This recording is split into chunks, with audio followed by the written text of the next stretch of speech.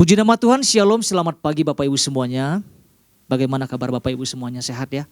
Puji Tuhan, tetap bersuka cita dalam Tuhan, amin. Haleluya Bapak Ibu. Saya percaya keadaan kita semuanya sangat baik, haleluya. Puji Tuhan Bapak Ibu, pada pagi hari ini kita akan belajar bersama-sama Bapak Ibu ya. Ini yang sama-sama kita pelajari. Stop menyalahkan situasi dan orang lain. Stop menyalahkan situasi dan orang lain. Ya. Pesan ini adalah sebuah teguran buat setiap kita Bapak Ibu ya. Jadi kalau kita melihat pesan ini yang datang kepada setiap kita, ini adalah sebuah teguran, katakan teguran Bapak Ibu. Ya. Tuhan sampaikan stop menyalahkan situasi dan orang lain. Berhenti menyalahkan situasi dan orang lain. Ya. Pertanyaannya kan gini, mengapa Tuhan sampai memberikan pesan ini kepada setiap kita? Mengapa Tuhan menekankan ini kepada setiap kita? Apa alasannya, apa tujuannya, kan gitu. Ya. Ya, kita perlu belajar, apa sih alasan Tuhan? Apa sih tujuan Tuhan memberikan pesan ini kepada setiap kita? Ya. Mengapa teguran ini harus sampai kepada setiap kita? Kan ini kan sebuah teguran yang keras yang Tuhan berikan kepada setiap kita. Kalau kita boleh belajar, tujuannya sederhana. Ya. Supaya kita lebih dewasa berpikir. Ya. Pak Ishak sampaikan supaya kita menjadi pribadi yang bertanggung jawab atas kehidupan ini. Atas diri kita sendiri. Dan lewat pesannya ini Tuhan mau kita mengintrospeksi diri kita masing-masing. Ya. Karena memang ini yang Tuhan temukan di dalam kehidupan setiap kita. Dia katakan stop. Ya, berhenti menyalahkan situasi dan orang lain di dalam kehidupan setiap kita. Memang gak ada gunanya. Ya. Ya, menyalahkan situasi dan orang lain itu bukan solusi. Menyalahkan orang lain itu tidak dapat mengubah apapun di dalam kehidupan setiap kita. Menyalahkan situasi dan orang lain tidak akan menyelesaikan apapun di dalam kehidupan setiap kita. Malah tambah beban Bapak Ibu. Ya. Contoh Bapak Ibu ya, kalau tinggal kelas yang disalahkan siapa Bapak Ibu? Biasanya gurunya yang disalahkan. Padahal kan anaknya gak mau belajar kan gitu kan. Atau sekolahnya gak mendukung dan sebagainya. Situasi lagi yang disalahkan. Ya. Terlambat datang ke tempat kerja, alasannya macet, hujan dan lain-lain. Dan kita bisa lihat tentang orang kalau gak datang ibadah alasannya banyak sekali. Selalu menyalahkan situasi dan orang lain. Ya. Pak Isa sudah jabarkan tentang contoh-contoh yang luar biasa yang disampaikan. Adam dan Hawa saling menyalahkan. Itu gambaran-gambaran yang kita pelajari di dalam kehidupan setiap kita Bapak Ibu ya. Ada banyak hal yang sudah dijabarkan, saya percaya kita menangkap sesuatu ketika pesan ini sampai kepada setiap kita. Ya.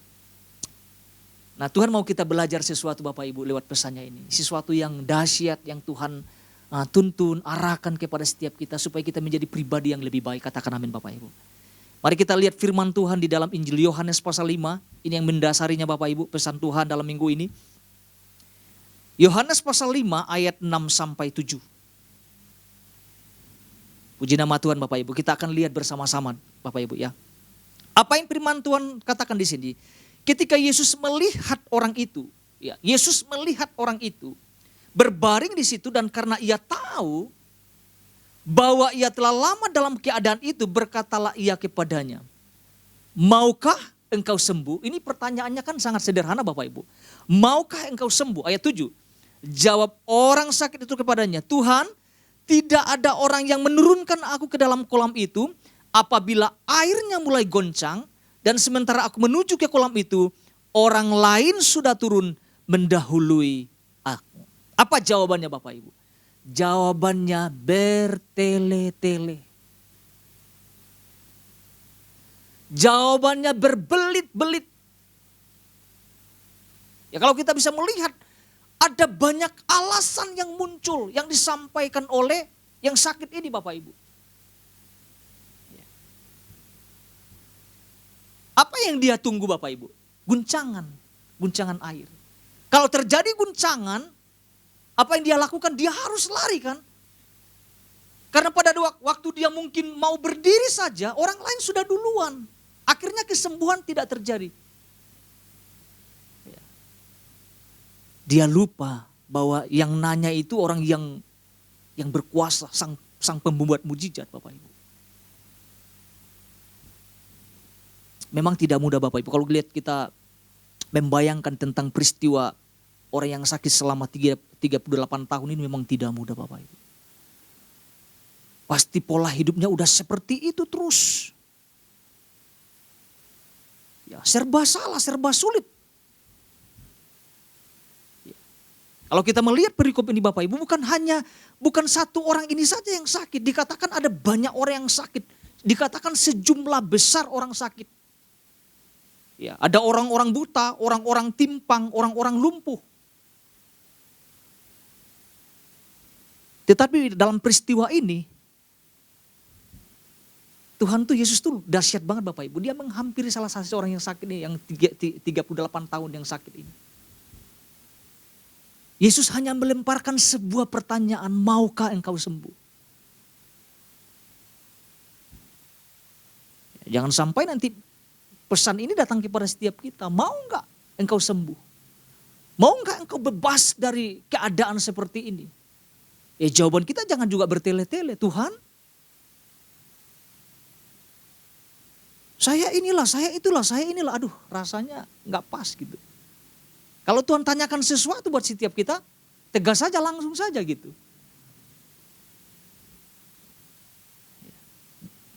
Jawabannya kita bisa lihat, tidak ada orang yang menurunkan aku ke kolam itu. Apabila airnya mulai goncang dan sementara aku menuju ke kolam itu, orang lain sudah turun mendahului aku.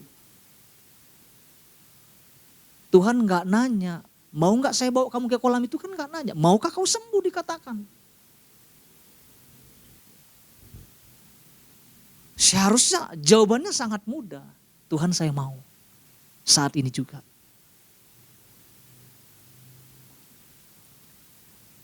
Pesan ini datang kepada setiap kita Bapak Ibu. Kalau kita lihat ya di dalam inti pesan Tuhan, apa yang Tuhan sampaikan kepada setiap kita. Ini sangat menukik Bapak Ibu. Ini teguran buat setiap kita. Apa yang Tuhan sampaikan di sini? Di dalam inti pesan Tuhan dikatakan gini, Tuhan mengingatkan orang-orang percaya untuk tidak menjalani kehidupan semangat yang mudah menyalahkan apapun dan siapapun. Baik itu diucapkan maupun tidak diucapkan, bayangkan loh. Dikatakan baik yang diucapkan maupun yang tidak diucapkan. Artinya terlintas dalam pikiran saja jangan gitu kan. Ya. Karena baik disadari ataupun tidak disadari, tidak sedikit orang percaya merasa keadaan yang dihadapi. Ya, misalnya seperti ini, seperti itu. Contoh saya ambil kegagalan mungkin. Selalu ada penyebabnya. Ya, dan penyebabnya seringkali ada pada orang lain. Ya, artinya Bapak Ibu, Tuhan tidak mau kita menjalani kehidupan yang suka menyalahkan situasi atau apapun di dalam kehidupan setiap kita. Ya, nanti Bapak Ibu boleh dengarkan secara lengkapnya ya Bapak Ibu ya. Dua hal yang disampaikan Pak Ishak Bapak Ibu ya. Yang pertama, sikap apa yang perlu dibangun? Yang pertama, menjadi orang yang mau mengarahkan langkahnya ke depan bersama dengan Tuhan. Nah, ini penting sekali Bapak Ibu. Bagaimana kita mau harus mengarahkan langkah kaki kita kepada Tuhan. Yang kedua, menjadi orang yang berani memikul tanggung jawab atas hidup yang Tuhan berikan. Ya, kita mesti belajar memang ini, bertanggung jawab atas kehidupan setiap kita masing-masing Bapak Ibu. Nah, pagi hari ini Bapak Ibu kita akan belajar satu hal Bapak Ibu. Satu hal ini yang sama-sama kita tangkap dan pelajari. Saya nggak akan panjang-panjang Bapak Ibu ya. Kita sudah sangat diperlengkapi, Pak Ishak sudah sampaikan pesan Tuhan ini. Ini yang sama-sama kita tangkap. Menjadi orang yang terus berjuang atau bangkit. Ya. Menjadi orang yang terus berjuang atau bangkit. Bukan hidup dalam keputusasaan. berjuang dan bangkit dari keadaan yang tidak menyenangkan itu.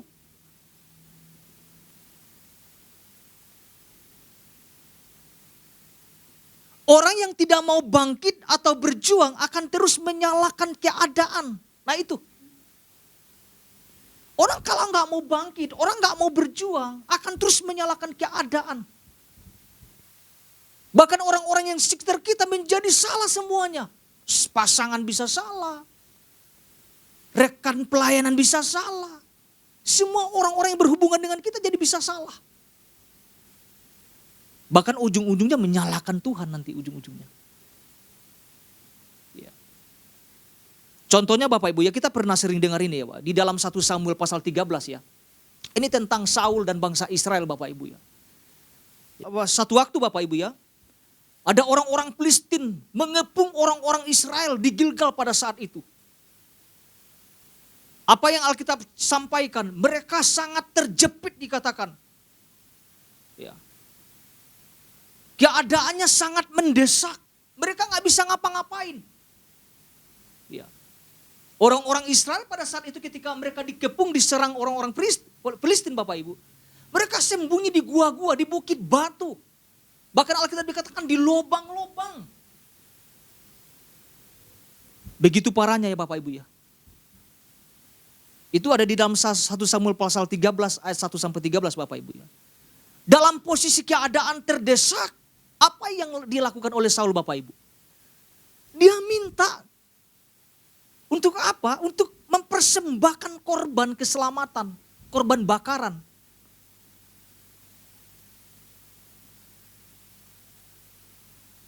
Karena keadaannya terdesak, dia lakukan sesuatu yang bukan memang tugasnya untuk mempersembahkan korban keselamatan atau korban bakaran. Harusnya nunggu Nabi Samuel pada saat itu. Karena keadaannya mulai terjepit. Orang-orang Israel sudah mulai pada kabur semuanya. Dia ambil langkah yang bodoh ini Bapak Ibu.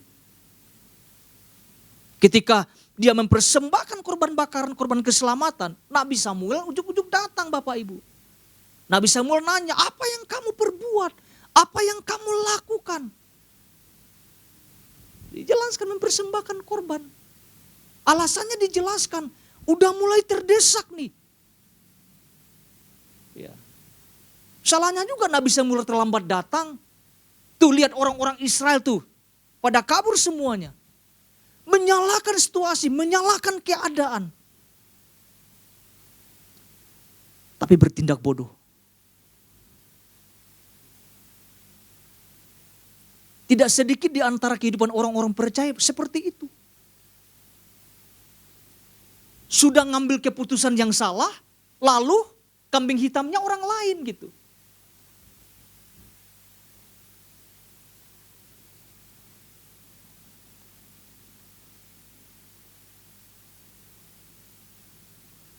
Nabi Samuel mengatakan betapa bodohnya. Wow. Raja Saul ini Bapak Ibu.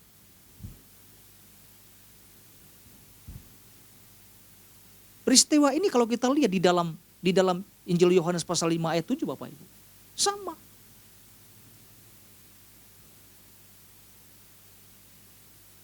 Orang yang sakit ini menyalahkan keadaan, menyalahkan situasi. Menyalahkan orang lain, tidak ada yang mau nolong saya.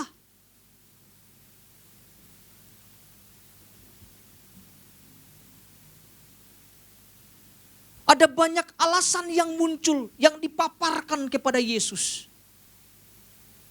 Alasan itu tidak Yesus perlukan gitu. Yesus ngomong, oh iya memang karena gak ada yang nolong kamu, oh iya enggak gitu.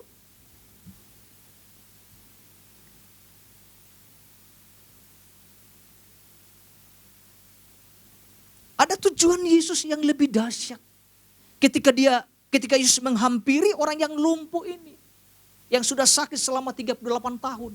Ada tujuan Yesus yang besar. Bukan hanya menerima kesembuhan pemulihan, bukan hanya itu. Tetapi mengubah kehidupan orang yang lumpuh ini. Untuk mendapatkan kehidupan baru bersama dengan Kristus.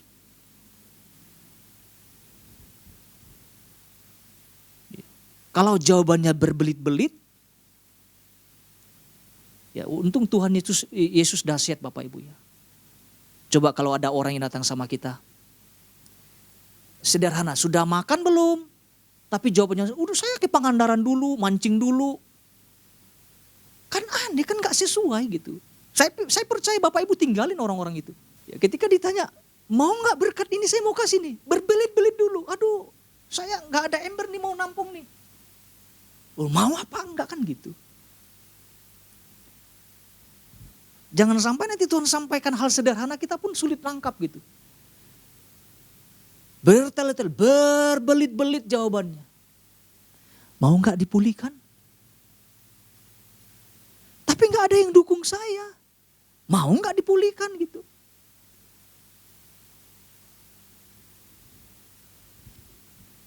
Kalau saya mau dipulihkan, mau Tuhan. Saat ini juga.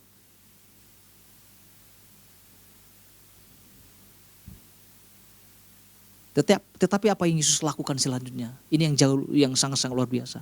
Kita lihat ayat 12 sampai 14.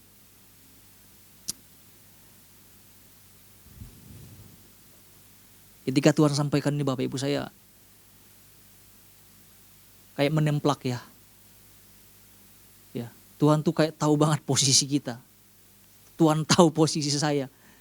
Ya, saya ditegur, ya.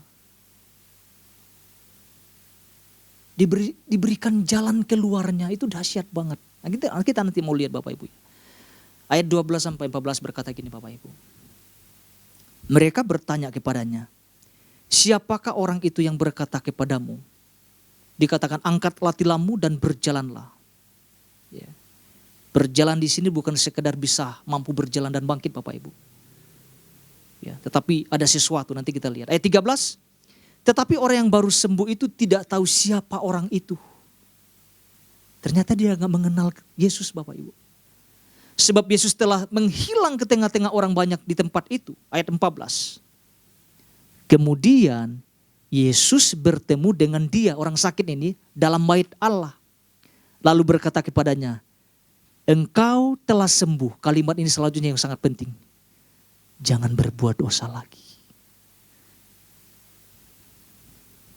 Supaya padamu jangan apa? Jangan terjadi yang lebih buruk. Jadi tujuannya bukan sekedar pulih. Tujuannya itu bukan sekedar sembuh. Tujuannya bukan sekedar berbalik dari kehidupan lama. Tetapi tujuannya adalah supaya memiliki kehidupan yang baru. Yang memang Tuhan sudah sediakan. Makanya dikatakan jangan berbuat dosa lagi. Apa yang dikatakan jangan berbuat dosa lagi? Artinya apa sih Bapak Ibu? Ada dosa ketidakpercayaan gitu.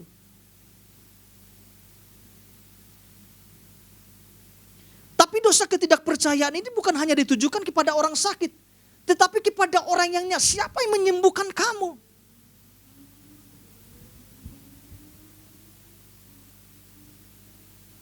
Karena pada saat itu pada hari Sabat. Gak boleh melakukan sesuatu. Dikatakan jangan berbuat dosa lagi. Jangan sampai kita tidak percaya kepada Tuhan. Jangan sampai kita tidak percaya apa yang Tuhan sedang lakukan di dalam kehidupan setiap kita. Ya bahasa sehari-hari, jangan hidup lagi di pola-pola yang lama ya. Nah kamu sudah sembuh, kamu sudah merdeka, kamu sudah dipulihkan. Jangan hidup lagi seperti itu ya.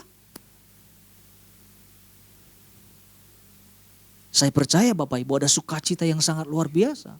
Yang terjadi atas kehidupan orang yang disembuhkan, yang dibangkitkan dari kelumpuhan itu. Hatinya pasti berkobar-kobar, bersukacita. Ada sesuatu yang berubah, yang dahsyat dan besar dalam kehidupan orang yang lumpuh ini. Penantian mungkin 38 tahun tidak mudah Bapak Ibu. Tapi ada kuasa Tuhan yang bekerja, yang dinyatakan atas kehidupannya. Itu dahsyat banget. Melalui pesan ini Bapak Ibu, Tuhan ingatkan kepada setiap kita, stop. dikatakan stop menyalahkan situasi dan orang lain. Artinya kita harus ambil sikap ini Bapak Ibu. Tuhan sudah ingatkan kita, Tuhan sudah tuntun kita. Harus ada respon yang tepat yang harus kita putuskan di dalam kehidupan setiap kita. Nah, selanjutnya Bapak Ibu, selanjutnya bagaimana caranya agar setiap kita dapat keluar dari sikap yang salah ini? Bagaimana caranya agar setiap kita dapat keluar dari sikap yang salah ini?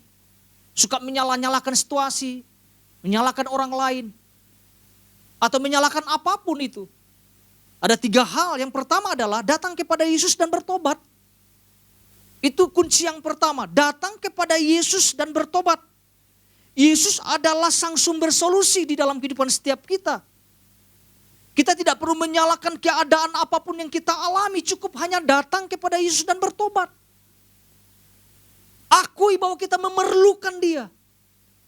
Memerlukan kuasanya, memerlukan pertolongannya di dalam kehidupan setiap kita. Jadi ketika Tuhan menawarkan sesuatu, maukah engkau sembuh? Jawaban kita harus cepat. Tuhan, saya rindu untuk disembuhkan saat ini juga. Gak usah mikir-mikir panjang. Kadang orang diajak ke gereja mikir-mikir panjang Bapak Ibu. Aduh ya ampun. Itu bagian ayat. Yang kedua Bapak Ibu, secara cepat saya mau sampaikan. Yang kedua apalagi Bapak Ibu? Belajar menangkap tujuan Tuhan dalam hidup kita. Ini sangat penting, menangkap tujuan Tuhan itu sangat penting di dalam kehidupan setiap kita. Kita harus menanyakan kepada diri kita sendiri, apakah kita sudah menangkap tujuan Tuhan dalam kehidupan setiap kita atau belum gitu. Ada banyak orang-orang percaya juga berjalan tanpa tahu tujuannya mau kemana, arahnya mau kemana. Akhirnya ketidakjelasan itu membuat menyalahkan segala sesuatunya gitu. Situasi disalahkan, orang lain disalahkan.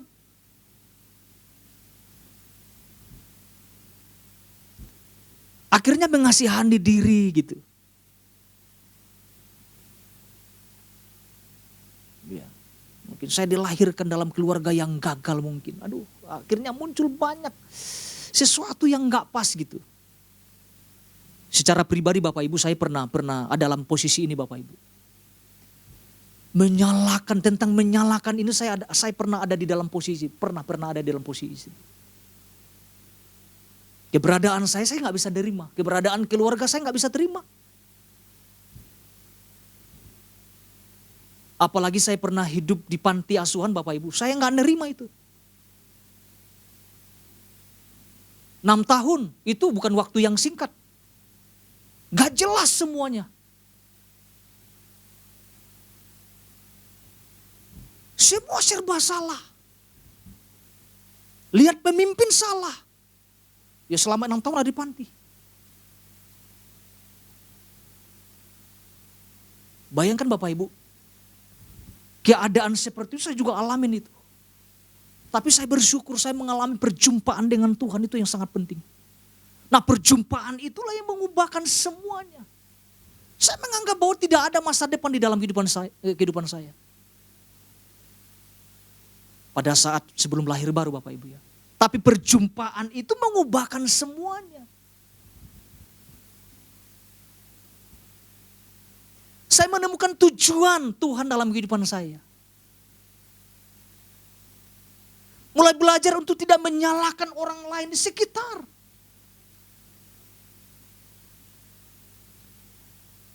Justru ketika ngalamin perjumpaan jadi bersyukur, oh iya ya Tuhan. Mungkin itulah memang perjalanannya. Perjumpaan itu mengubah cara pandang.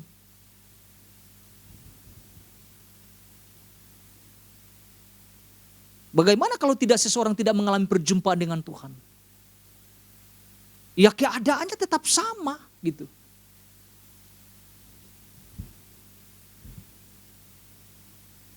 Keadaannya tidak akan berubah.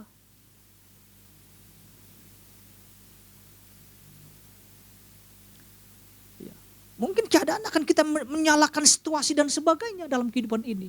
Dan kita bersyukur Tuhan memberikan pesan ini. Supaya kita berhenti untuk menyalahkan apapun dalam kehidupan setiap kita.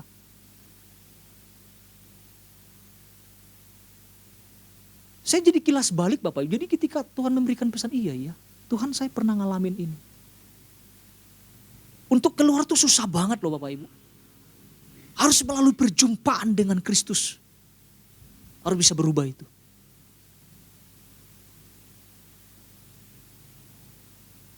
Yang ketiga, yang bagian C. Bagian yang ketiga, berani keluar dari pola hidup dan pola pikir yang salah. Menyalahkan situasi, menyalahkan orang lain, itu adalah pola pikir yang salah.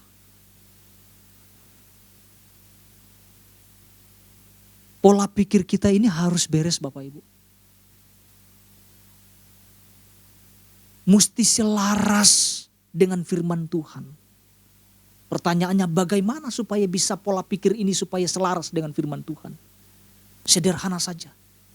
Isi pikiran Tuhan, isi perkataan Tuhan dalam pikiran kita, dalam hati kita, dalam seluruh kehidupan setiap kita. Tidak ada cara lain yang sangat ampuh selain kita mengisi hidup kita dengan firman Tuhan. Mengisi hidup kita dengan pikiran-pikiran Tuhan. Gak bisa dengan cukup kita, saya mau berubah, gak bisa. Selama kita gak terima firman dalam kehidupan setiap kita. Keputusan ini sangat penting. Mengubah pola hidup kita, pola berpikir kita harus ubah. Dengan cara apa? Terus memakan firman Tuhan di dalam hidup. Menerima firman Tuhan. Roma 2 ayat 12 berkata gini. Oke, kebalikannya. Roma 12 ayat 2. Maaf, saya salah Bapak Ibu.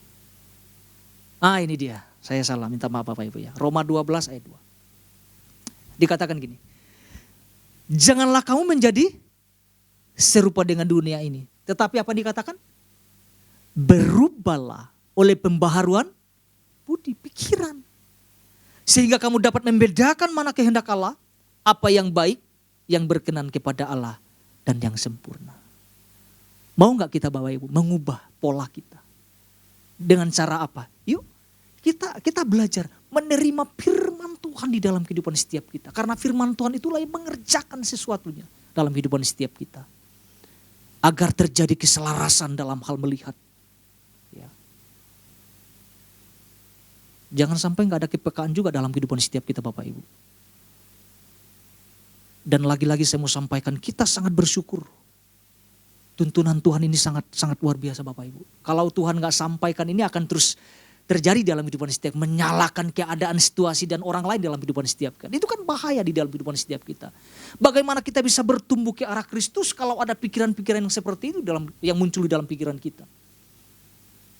Gagal dikit, pasti orang lain. Ya kan? Terpeleset sedikit, gara-gara orang lain. Itu kan aneh Bapak Ibu ya. Namun kita belajar, kita menangkapnya Bapak Ibu. Buat saya, mari kita mengalami pembaharuan pikiran di dalam Kristus. Dengan menerima firman Tuhan. Bahkan memakan firman Tuhan di dalam kehidupan setiap kita. Supaya firman itu menguasai seluruh kehidupan setiap kita. Jadi satu hal ini Bapak Ibu yang sama-sama kita pelajari.